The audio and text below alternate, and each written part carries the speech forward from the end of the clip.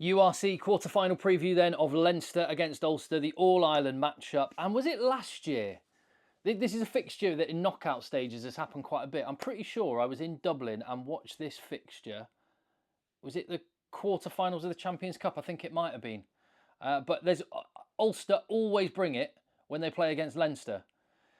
For Leinster, they are coming off the hangover of another Champions Cup final heartbreak defeat to Toulouse after extra time. And how are they going to get back on the horse? Surely silverware has to be theirs this year. They're going to have to do it the hard way, because after this one home game, if they manage to come through against Ulster, they're going to have to go on the road. And it could be in the Highveld in Pretoria, which is a big challenge. But first, they've got to navigate Ulster, who, like I say, are not going to roll over. Leinster will be and should, and understandably are big favourites. And they name a stacked team, pretty much their Champions Cup team. Jimmy O'Brien at fullback, that's great to see. No Gary Ringrose, which he was available. He has been in full training this week. And when they released a photo an hour before they named the team, they said 1 hour to go. And there was a big picture of Gary Ringrose above the Aviva Stadium. And I thought, oh, well, he's back. He's not back. Now, he's going to be running out of time to make a bow and get back up to speed to play in a game before a big final. He's one cog in the machine, particularly with the slickness of the attack, and with no Hugo Keenan, who's away with the Sevens team. There is a hole there. So there's a little chink in the armour, which Ulster can exploit.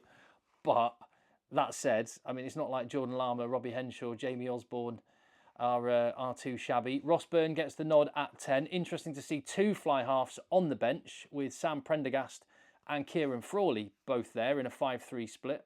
I say 2 10s on the bench. It seems that the Leinster coaches see Kieran Frawley as anything other than a fly half.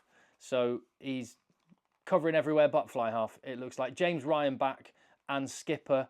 Max Deegan onto the bench with Jack Conan out. And some of the players that aren't even involved in the matchday squad. I've mentioned Gary Ringrose, mentioned Jack Conan. You've got Jenkins, can't even get a space in the squad. It is frighteningly stacked. I think one thing that could be significant as well, James Ryan with the captain's responsibility. It's not that I don't think Caelan Doris is a good captain or can't be a good captain. He's definitely got that in his locker. But I mentioned this the other day. I've not quite felt Caelan Doris has been at the Caelan Doris levels you expect. And obviously that bar is set incredibly high because he's one of the best players in the world. But I just wonder if the freedom of not having to worry about himself. I've just got a funny feeling we're going to see the best of Caelan Doris in this game tomorrow. As for Ulster, there he is. And yeah, I'm going to do it. Welcome back, Bergsterd McCloskey. He's back, which is big. That is big for Ulster. No Ian Henderson, however. So it's good and bad. And in that second row, Cormac Uzachukwu, who's formed such a brilliant back row trio with Dave McCann and with Nick Timoney. He is shunted up to the second row. Matty Ray coming into the back row. So it's a really mobile Ulster team. And the way they play, this strikes me, this just looks like an Ulster team which is saying, let's just fire shots. Let's leave no question marks out there. Let's just have a crack. And I think that's when Ulster are at their best. I mentioned the other day that that game they won away in Toulouse. They went there, no expectation, and went and came away with a win. And then I was also there at Ravenhill for that heartbreaking defeat in that two-legged round of 16 game. And this seems to be the Ulster way. Play really well and then go out in heartbreaking fashion. My gut feeling tells me this is going to be Leinster by 2 scores. But actually, because of what I just said and the Ulster way, I could see this being Ulster by Leinster winning by just the odd point, and Ulster putting in a heroic performance, but just falling short, which is where I fear this game may end up. In terms of a combined 23-man squad, only Bergsterd McCloskey makes the 15.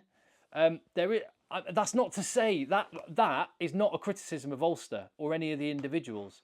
It just highlights how incredible, as a club team, Leinster are. And probably underlines as well how it is unthinkable that they could go another season without silverware with that team. which is for all intents and purposes an Ireland team. And Stuart McCloskey's presence there as an Ulster representative just makes that even more so. That wouldn't be a million miles off the team that will be running out against South Africa in a matter of weeks. On the bench, 3 Ulstermen. Big Dave Ewers. You have to call him Big Dave Ewers. That's just the rules. He is big. He's not Dave Ewers. I think he was christened Big Dave Ewers. Nathan Doak and Ethan McElroy make it, along with Kieran Frawley in the backs and the front 4 for Leinster. But like I say, it doesn't mean Ulster are poor. They've got a lot of great players. Rob Herring at hooker, for example, is really, really good. Nick Timoney, I could quite happily have put him in the back row. He's fantastic.